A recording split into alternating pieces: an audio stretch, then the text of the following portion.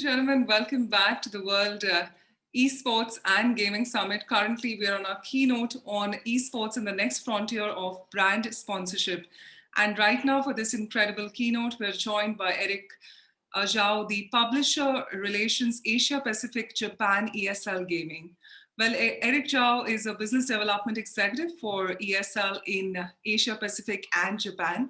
As part of the global commercial team, Eric works on building ESL's unique brand of global esports with local brands and companies in Asia Pacific.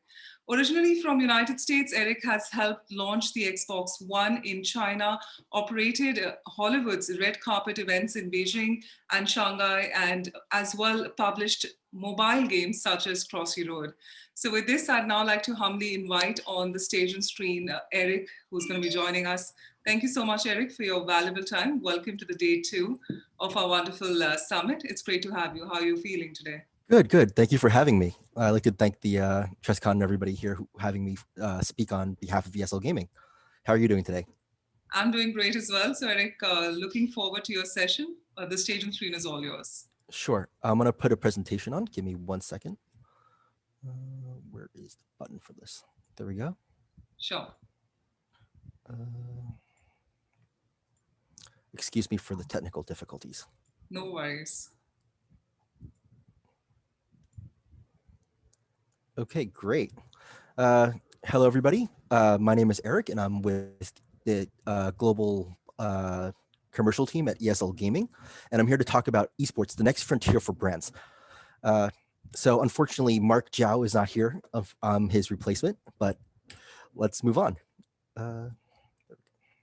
Why?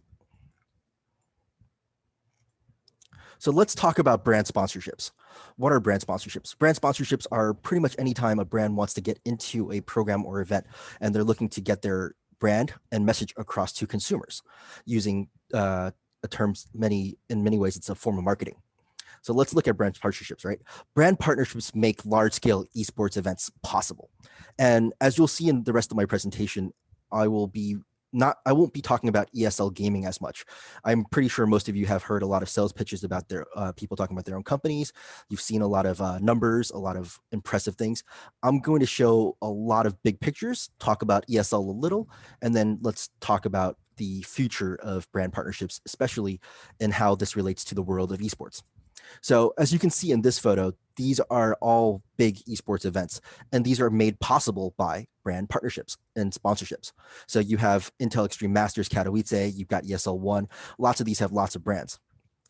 So what does traditional brand sponsorships look like? You've got PSG, Paris Saint-Germain with Fly Emirates and the Nike logo. You have the Golden State Warriors and Oracle Arena with an Oracle logo. You have the Wonder Bread car in NASCAR. You have the Longines Jumping Nations Cup with Equestrian.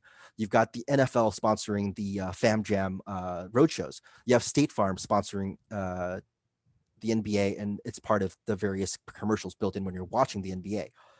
So what do brand partnerships and brand sponsorships look like when it comes to the world of esports? It's really not that far off, right? You have, going with PSG again, we have PSG with their esports players wearing a PSG jersey. You have ESL One Katowice with the brand logos everywhere. You have Mercedes-Benz commercials in ESL tournaments. You have a naming partner with, say, Acer in the Acer Predator Cup. You have equipment. So instead of a car, you have the chair from Secret Lab. You have the monitor and desktop setup from Alienware. And then you have MSI with their roadshow booths that they have for various esports events across the world. So who am I to talk about brand sponsorships, right? I guess this is the part where I talk a little bit about who we are at ESL Gaming and what we do. So we are an esports provider. We provide great esports content across the globe. And as part of the MTG family, ESL is part of MTG Sports, and it's ESL and DreamHack. The two companies are together. We present Intel Extreme Masters, ESL One, DreamHack, DreamHack Festivals, and DreamHack Masters. We operate the largest independent esports content. We have massive DreamHack events across the world. We're pretty much everywhere, right? So we have offices across the globe. We have events across the globe. So what you see here is pretty much where we are based in the world. But what's missing is our key events. If we were to go through events, the whole map would be pretty much lit up with locations of ESL championships, masters, etc. So where do we see ourselves in the esports world? And this is kind of a fit all for quite a lot of esports tournament organizers, in the sense that we work with publishers, we work with game developers, we work with the teams, and we work with the brands, and we work with distributors, and we work to reach the fans. Ultimately, everybody is trying to get to that core audience of the esports fans, the esports audience, the gamers, pretty much anybody who will be interested in watching esports content. So the publishers make the games, the teams play the games that the publishers make, the brands will sponsor the teams so they can participate, and then you have the tournaments that bring everything together, and then we feed it directly to the fans through various distribution channels. So as I was mentioning, we run Pro Tours, ESL 1, ESL Pro Tour, Intel Extreme Masters. We run DreamHack, and then we run white label programs for partners, be it someone like Tencent or someone like Supercell or someone like Nike who wants to run their own esports program. We'll do it for them. This is going through some of our events and how the prize pool looks. So I'm going to skip through this, jumping through this.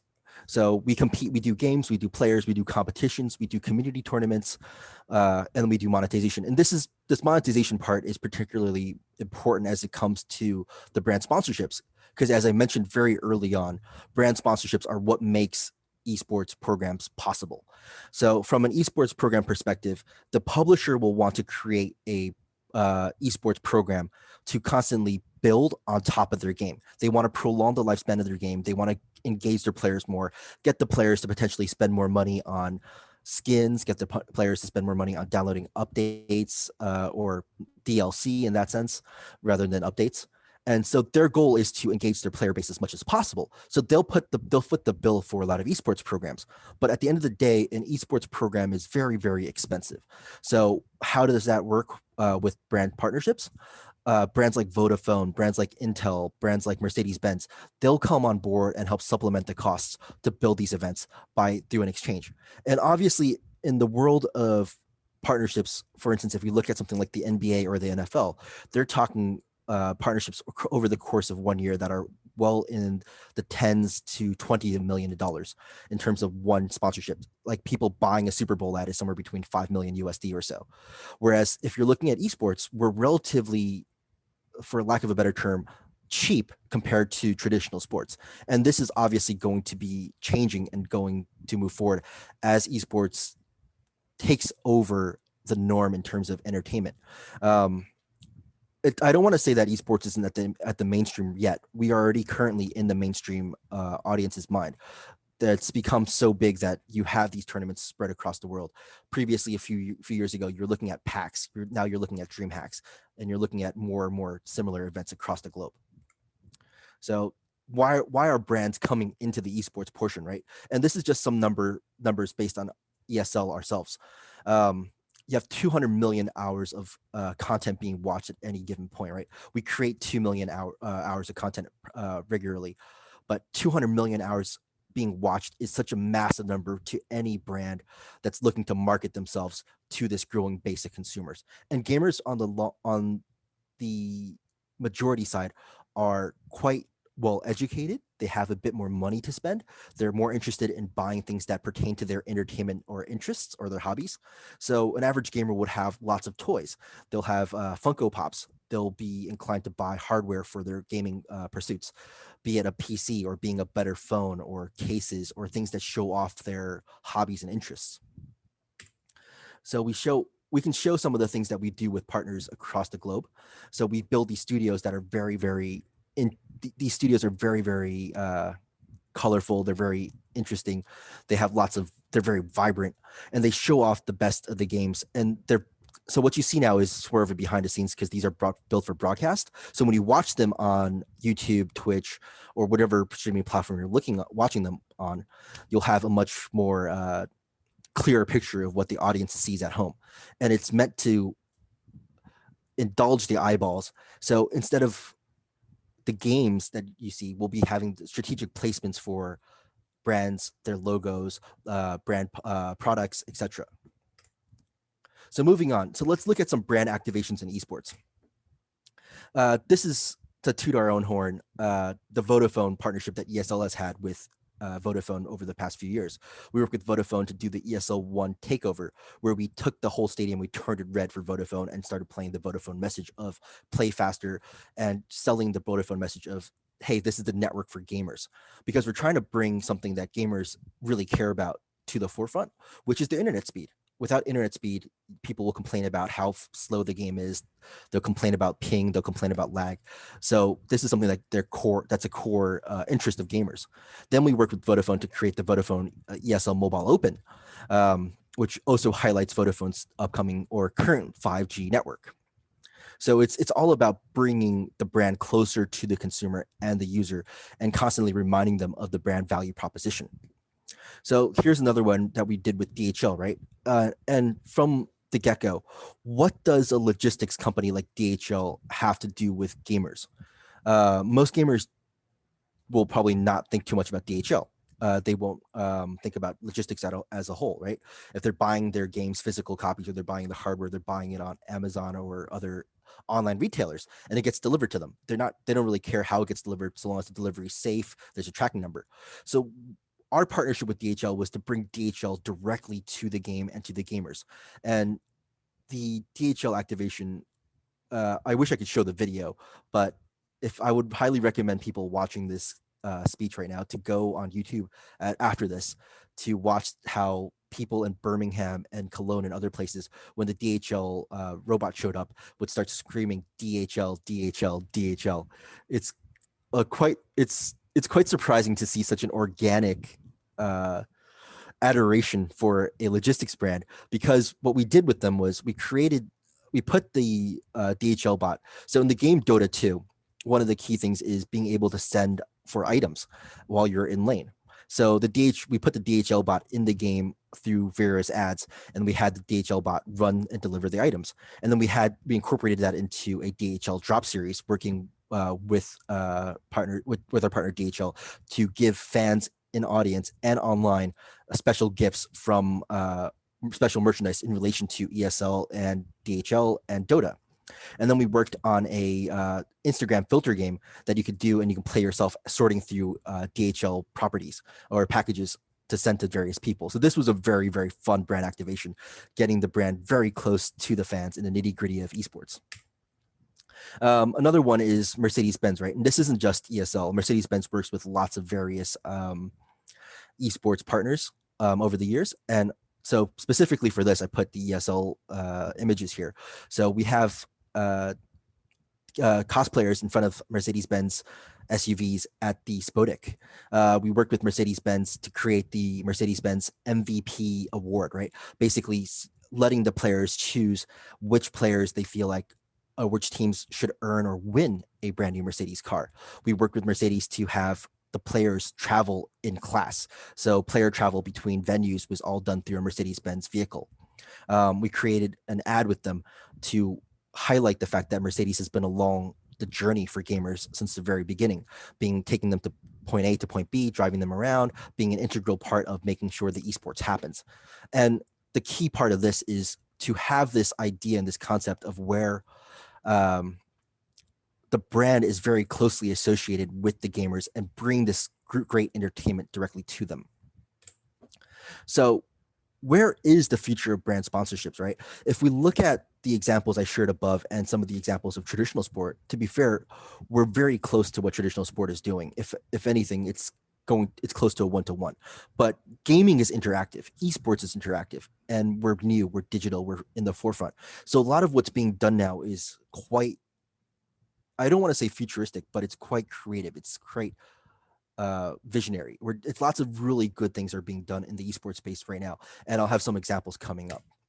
So if we look at the space now, right, traditional partners who work in the traditional sports space have been heavily moving into the esports space.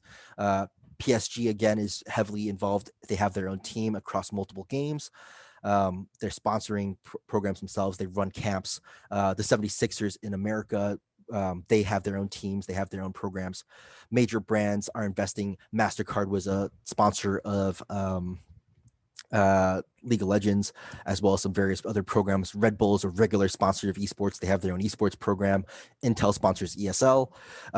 Major celebrities are getting involved in the space. Mark Cuban has invested in this. Magic Johnson, Rick Fox, Shaquille O'Neal. Traditional broadcast media, YouTube being the outlier, are actively in the space, buying content, buying licenses to air on traditional TV networks. So where does this take us, right? The key of brand partnerships going forward and brand sponsorships in esports is it's all about the content.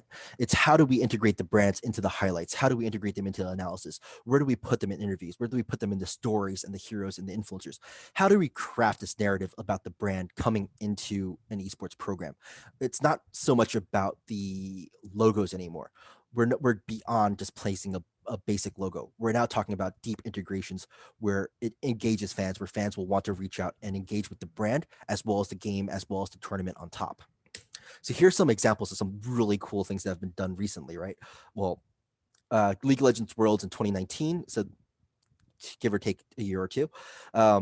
If you look at the video that they put out, they put out a song for that tournament called True Damage by their virtual band. And one of the lyrics in the song is literally, I'm a Benz, you're more like a Volvo, right? Talking about the high class of a Mercedes-Benz vehicle. They integrated the brand partnership directly into the content they're creating. Then you have the LG partnership, where you have the specific Kiana skin that's an LG branded skin in the game that players can buy and interact and use in the game as a way of flexing. Then you also have the trophy, which is not pictured here, which is in the trophy case was designed by Louis Vuitton. So it's incredible what some of the things that they're doing, right? Then you have Nike with their Camp Next Level. And this is specific to China, but it's a very cool Nike partnership that they did, where the guy in the hologram that you're seeing that's pointing down, that's Uzi, a former League of Legends pro in China who suffered from health issues. So as one of the means of talking about the next generation of esports players, as well as equipping them, Nike came out with this ad concept of like esports being more than just the mental game, but also the physical game, because people have to take care about their longevity going into the future of the sport. Then we have Kentucky Fried Chicken and Garena, right? Who doesn't love KFC? What Garena did and what Kentucky Fried Chicken did was they incorporated Colonel Sanders as a skin into the game, so players can buy a Colonel Sanders skin, and then they created a a specific dinner meal for KFC at this point. So when people can watch the Arena of Valor GCS Cup as part of their late night tournaments, they can also order a special deal for fried chicken. They also did something similar with Call of Duty Mobile. And so these examples are specific to Southeast Asia, Taiwan, Macau, and Hong Kong. Then we have the most recent one, right? Balenciaga recently came out with a drop with Fortnite, where players can buy the merch in game as well as buy the merch physically. So this is like a very high end kind of thing that they're doing. Then there's NBA 2K22, and this talks about a bit more about the future of gaming as a whole, right? Where we're talking about potentially looking into something as the metaverse, where the physical world, the real world, and various IPs and content start melding into things. And NBA 2K has done a very good job with this, bringing in their sponsors like State Farm and Gatorade into the various versions of NBA 2K over the years. It borderlines a bit more, it's a bit more heavy-handed, but this is something along the lines of you'll see a lot more of this as we move forward, how we integrate brands directly into the games, into the tournaments, into the space itself. So the future of brand partnerships in esports is very, very bright, very, very wide. It's nowhere near what people think when they think of Ready Player One, where the company IO wants to put logos and pop-up ads everywhere. It's going to be a lot more smooth, a lot more integrated, a lot more enticing and interesting to the users, and a lot more valuable to the brands as we build the brand narrative that the brands are helping support and build up esports and the esports content that the fans and consumers love. So I think I've taken up a bit more than my allotted 15 minutes. So I'd like to thank everybody for your time. And if anybody has any questions, please feel free to email me. Thank you so much, Eric, for joining us today and being a part of our day too. It was incredible having you with us. And with this, I'd like to humbly thank you once again.